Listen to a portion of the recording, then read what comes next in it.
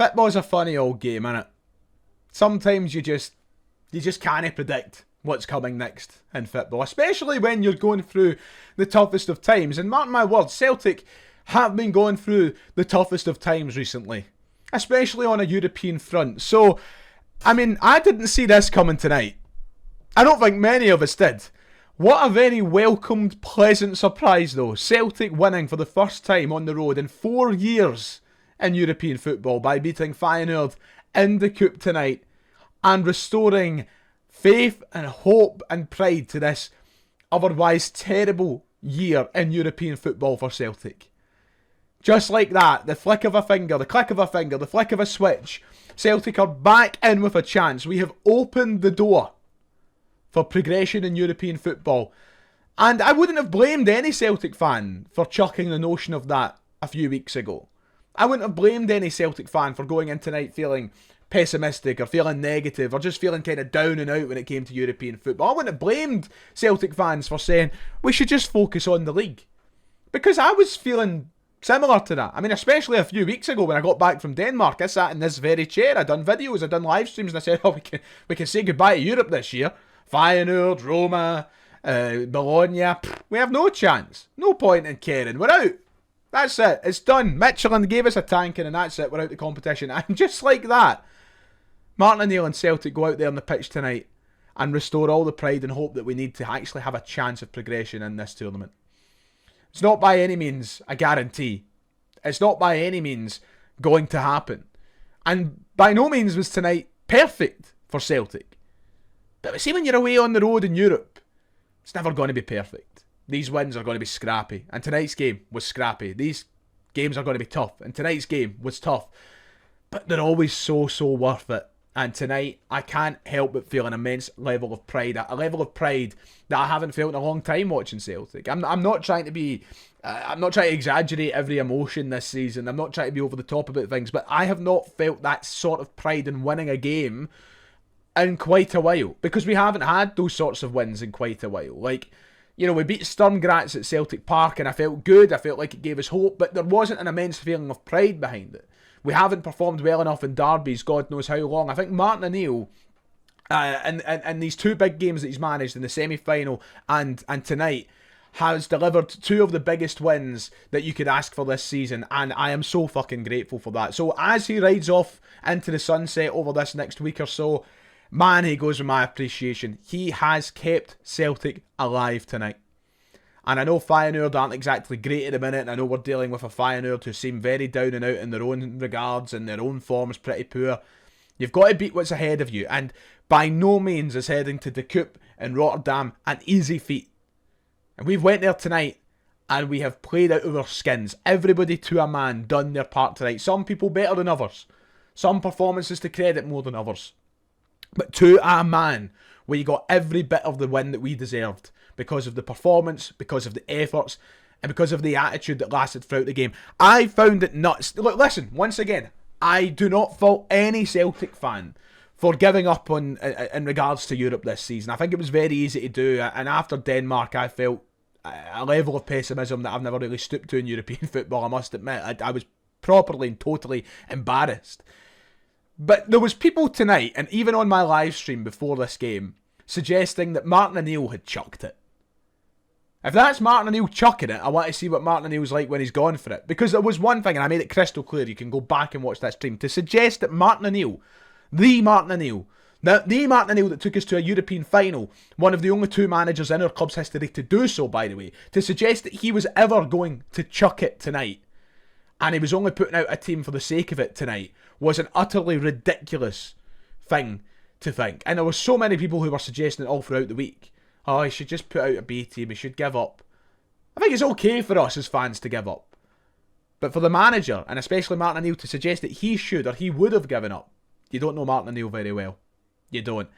Every decision he took tonight in picking that team and setting this team up was done deliberately. He clearly looked at the failings of Herning and the failings of Denmark against Michelin and realised that couldn't happen again. Martin O'Neill didn't want to go out in a whimper. Knowing fine well it was his last European game, I said it earlier, I said it tonight. If that was the thing that was keeping me holding on to a result, it would have been that.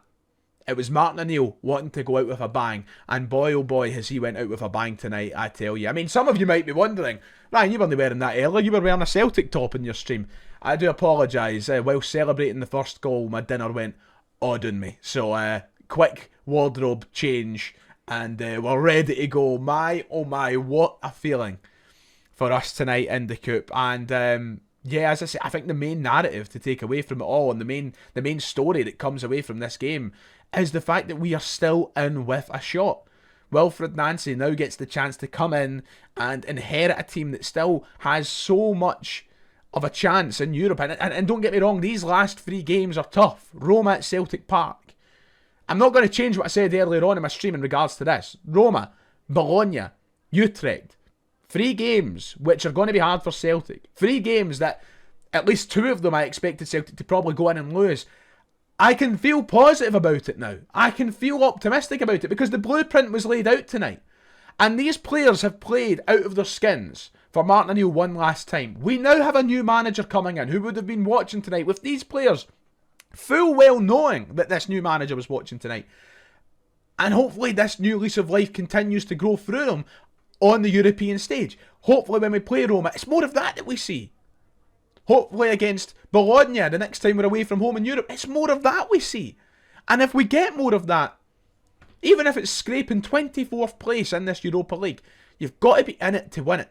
And I'm not suggesting for a moment that Celtic are going to be marching on to Istanbul and lifting the Europa League trophy in May. You never know.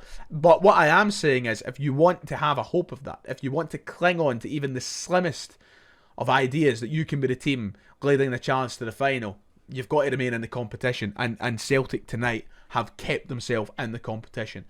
All the credit has to go to the players. All the credit has to go to Martin O'Neill. All the credit has to go to the supporting crowd who were there in Rotterdam, who egged this team on, who made them play out their skins tonight, because you heard them up in these stands, and fair play if you were over there. But everybody had their joint efforts involved there in Rotterdam tonight. And those players, and Martin O'Neill especially, deserve a whole lot of credit, because this year we've all been very quick to jump on them. And I'm telling you right now, we're going to continue to do that. It's not an automatic fix. Celtic will struggle. I still think Celtic will crawl over the line in certain games this year. I still think it's going to be a bit of a slug going towards that league title. There will be other times when we jump on and we're quick to criticise, and that we're quick to talk about a certain player's performance and how they're letting the team down and how they weren't good enough and how they should have scored this or how they should have defended that. We'll have those moments, undoubtedly. But if we're going to be quick to jump on and criticise them for that, we should be quick to jump on and praise them for the levels of performance we saw tonight. Everybody to a man, out of their skin. Brilliant performances. And it just felt like a very collective moment for this squad. A squad that is miles off it in terms of quality, but showing that when they need to come together, yeah. And I think naturally there will be some people out there who, and I've not had many chances to be positive this year, so if you think I'm being over the top, or you think I'm just, letting this paper over cracks, I'm sorry. I'm taking the positives when I can. In a year full of shite, let me enjoy something. But I know there will be people out there going, well, Feyenoord are pish. You've seen them out there, they were rotten, we took advantage of that, this is routine, it should have been routine, and it's nothing to get carried away with. I know there will be people out there that think like that, and I get that, I do, I truly do. As I said, I still think there will be moments we criticise this team, and there will be moments where we crumble and we stumble over the line. But you cannot let that get in the way of what the joint celebration should be among us all tonight. And that is that feeling of unanimous pride that I think many Celtic fans will be feeling. Who cares if Feyenoord have been rotten? We still had to go there. We still had to win. Something I didn't, admittedly, hold my hands up, didn't have a lot of faith Celtic could do tonight. So, I'm buzzing. Martin O'Neill, thank you. I said it in the pre-match stream. He was never going to chuck it. He was never going to. I did say in my live stream that if we won tonight, I'd come on here with my scants in the air celebrating. I think for the sake of everybody, we should leave that part out. But just know that in my mind, metaphorically, the scants are in the air right now. I mean, there is so much we could say about tonight's game, and I don't even feel like I can begin to give it the praise and the love it deserves, because while I've already spoken enough, I don't want to keep this match reaction going too long. But some of those players out there tonight reminding us how valuable they can be to this Celtic squad. I think that if I kind of dance over the story of the game in quick portions, like, I thought we started really poorly.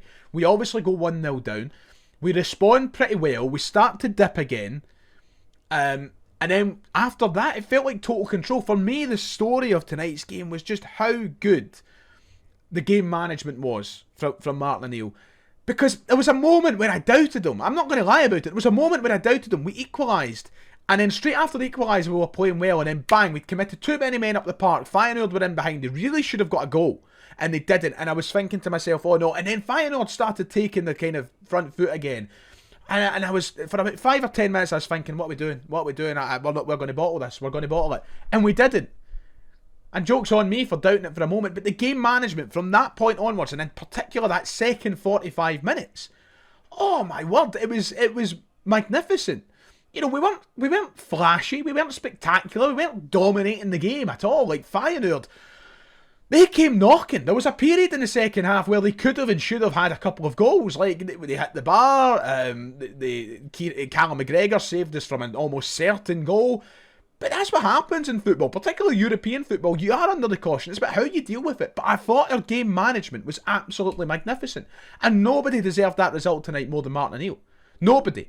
Because he went out there with the critics and the questions about his team selection, his questions on his methods, and he proved he proved firsthand what he done worked. And it all made sense. Because every wee aspect of the game, even when we were with our backs against the wall, every decision he made, tactically, team selection-wise, game management, it all paid dividends for him. So, that for me was, that was the defining factor of Celtic getting the result tonight. It was just they'd done the right things in the right moments. And yeah, they avoided the scares. And yeah, they avoided moments where Feyenoord should have had goals. But you can flip that and say Celtic could have had another couple tonight. So, it's crazy. And as I said, there's just so many players who tonight, for me, where have they been? Where have they been? Where have they been missing? Are they just playing for the final hurrah of Martin O'Neill? Are they giving it that one last go before he goes to thank him for his efforts? Or are they genuinely are they back? I don't know. I don't want to sit here and go, we're back. I don't know if we're back yet. I'm not going to get drawn into the we're back conversations until I know we're back. But like Dies and Maida, what a performance. Played out of his skin tonight. Where has that been all season? He makes the second goal for Celtic. He's influential in the second half, doing multiple jobs across the pitch. Where's that Dyson been all season? And he wasn't the only one. There was other players who played out of their skin that we haven't seen. I mean, Rio Hatate, there was moments where he kind of looked like his useless self who's been this season, but generally speaking, I thought he was very good tonight. Where's that been? Where has that Rio Hatate been? It just felt like the most complete performance we've seen so far this season. And as I said, without going into the whole we're back patter, it is a huge positive and a launching point for us to build off as Wilfred Nancy comes in. I've referred to the live stream I've done before the game multiple times, and there was a big question asked of me in that live stream, and it was along the lines of, like, if Celtic win tonight, is it this kind of starting point for our season? Is it something to build off? And I was very quick to say, I'm not getting drawn into that conversation because I don't actually think it is. And I'm going to stand by that. I don't think it is either. Just because we've won tonight doesn't mean I think that everything's rosy and we're going to build off that and it's going to be fine. We are going to go under systematic, fundamental changes with a new manager. We're going to see players played in different roles. We're going to see signings made in January. We know there's a lot of work that has to be done to this squad. We can't just forget that because of a win in Rotterdam tonight. So no, I don't actually think it's the launching point. But what it is, it's an example that this group of players and this Celtic squad can look to remind themselves, we shouldn't be scared. We shouldn't be on the back foot. We shouldn't be a team that's feared to go away from home in Europe and be the underdog all the time. We actually have quality in this squad to go and win these games. It might not be the launching point or the almighty corrective that we needed to just change our season, but what it is an example. And I want us to refer to that example when we go into these games, when we go to Bologna, when we potentially go to the next round and play away from home there. I want us to look at that. We still need huge work done to this squad. There is no doubt about that, and we cannot run away from that. But tonight gives you a little bit of hope. Tonight gives you a reminder of how some players are still there. And even though I think mentally a couple of them have checked out, and I still expect to see them maybe move on in January, they're there. They're there, and we can find them somehow. I mean, what a way to bow out. But I mean, some of the players we've got to talk about is crazy. Colby Donovan was fantastic. Somebody who has suffered a little bit in the last few games he played, that really didn't do himself much justice. pulled it out tonight, looked confident, didn't let it faze him. Brilliant. The centre halves, once again, mistakes were there. I think there was a moment where Trusty was poor, a moment where Scales was poor, but generally really good. Tierney, really good. Midfield three, really good. Arne Engels is a magnificent footballer, by the way, and some people have tried to convince themselves he's not. He's brilliant. Brilliant between the three of them today. McGregor's best form of the season has been since Martin O'Neill's come in, and that can't be ignored. And in the front three, Luke McCowan puts in a shift. Aye, his finishing wasn't great tonight. Listen, with an actual striker there, we could have had another couple of goals, but his shift was brilliant. Yang. I'm so quick to come on here and slag Yang, and I still think that he is generally somebody who's not good enough for Celtic, but when he plays like that, he shows he's still Celtic's most effective winger. He is. And that shows you how bad it is, but he is. He's Celtic's most effective winger. Tanecki was the worst player on Celtic's pitch tonight. And I don't think he's all that good. Balikwisha can't get a game. Forrest is 95 years old. Yang is Celtic's most effective winger. Worrying, but games like tonight show you why. And then the subs all came on and done their part as well. I'm really proud of this Celtic team. I'm feeling really good after that. It was a result that I think we all needed as a support, as a collective. I'm not going to be quick to forget the problems and what needs to be done, but what a result for Martin O'Neill to bow out with if that happens to be his last game. I don't know if it will be. I don't know if he'll be here on Sunday. And what a way for Wilfred Nancy to come in and inherit a good mood. You know, there's so many things that you can spin off this video to talk about tonight, but wow, we handled things really well, and I'm really proud of this team. Right, I'm in danger of dragging this match reaction on too long. I feel like I've spoke for 17 minutes and not really said anything at all. I am chuffed. I'm on a Celtic. That's all I can say. We have something to play for. And that's all I wanted after tonight. You know, that's all I wanted. I might have gave up, but I wanted it. I want European football is the highlight of the season. And I want it to keep going as long as it can. Wilfred, come in and work your magic, son. Martin, you're an absolute legend. Build the statue and build it high. Like and subscribe, ladies and gentlemen. We'll talk about things a little bit more in depth tomorrow. Take care of yourself. On a Celtic.